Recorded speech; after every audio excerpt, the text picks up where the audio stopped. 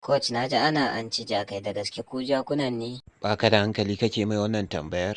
Bar Hege ya ci gaba da yi min tambayar nan in huce takaicina a kan hinkahe banza da wofi. Duk da ma dai gaskiya ya faɗa don idan akwai abin da ya fi jakuna to mu ne. Tsakanina da Guardiola sai dai Allah ya isa shege tsinanne.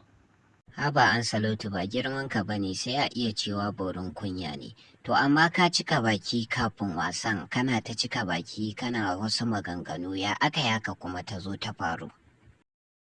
Ni ma kaina na yi nadamar cika bakin nan da na yi ta yi, kuma ba wani abu ba ne, aikin ƙwaya ne kawai da kuma zuga ta magoya baya suka yi ta zuga ni wai canjin nan da Guardiola ya ƙi wai tsoro yake ji kar ta ƙwace mai. Ni kuma da ke gauɗe ne na hau na kama na zauna. Ancelotti wasan farko ya yi kyau sosai tunda kun yi kunnen doki.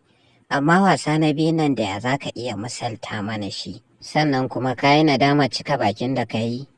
Ni fa yanzu ina tantama a kan wasan nan da suka buga mana, tabbas sai an yi bincike a kansu, ina tunanin sun sha ƙwaya.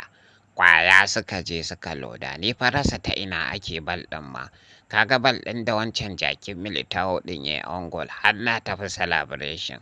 Sai na kula ai mu ya sha to wani celebration zan gaba ɗaya kaina ya juye tun face half da wancan jakin Bernardo Silva ɗin ya lalata mana lissafi.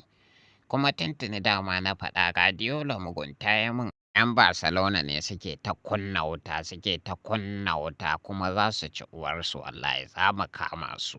Da mu suke zancen. Za su san ni ba kan wallasa ba ne. To mun gode. Kai tafi can.